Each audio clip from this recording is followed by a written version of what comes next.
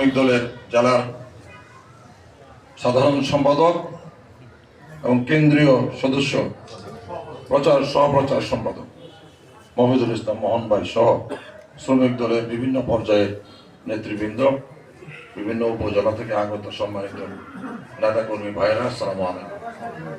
আজকে দেশনেত্রী বেগম খালেদা জিয়ার জন্য আমরা দোয়া চাই আরাফাত রহমান পপু, এবং আমরা দোয়া করব আমাদের বিএনপির ভারপ্রাপ্ত চেয়ারম্যান জনাব তারেক রহমানের জন্য।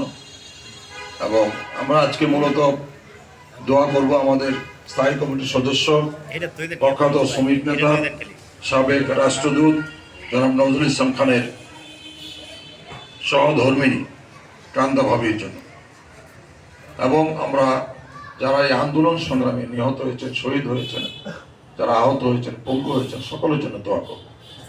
এবং আমরা মহান আল্লাহ তাআলার কাছে দোয়া করব যে আমরা দীর্ঘ 16 বছর আন্দোলন করে আমরা আজকের এই দ্বিতীয় স্বাধীনতা অর্জন করেছি, কিন্তু গণতন্ত্র এখনো পুরোপুরি অর্জিত হয়। একটি সাধারণ নির্বাচনের মধ্য দিয়ে আগামী দিনে সেই নির্বাচনে যখন দেশের মানুষ এই জাতীয়তাবাদী দলকে, এই জাতীয়তাবাদী নেতা বিএনপির ভারপ্রাপ্ত চেয়ারম্যান জনাব তারেক রহমানকে রাষ্ট্র পরিচালনার দায়িত্ব দিবেন, তখন মূলত এই রাষ্ট্রের মেরামত কাজ শুরু হবে এবং গণতন্ত্র চালু হবে। তো সেই জন্য আমরা মহান আল্লাহ তাআলার কাছে দোয়া করব।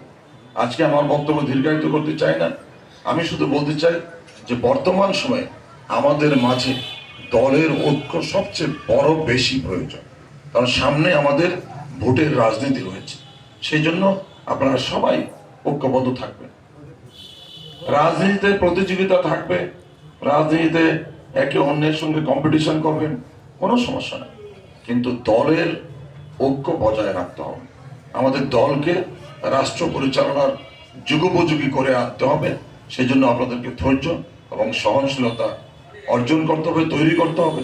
পাশাপাশি আমাদেরকে সকল লোভ লালসার ঊর্ধ্বে উঠে দলের আদর্শকে সমুন্নত রাখতে হবে।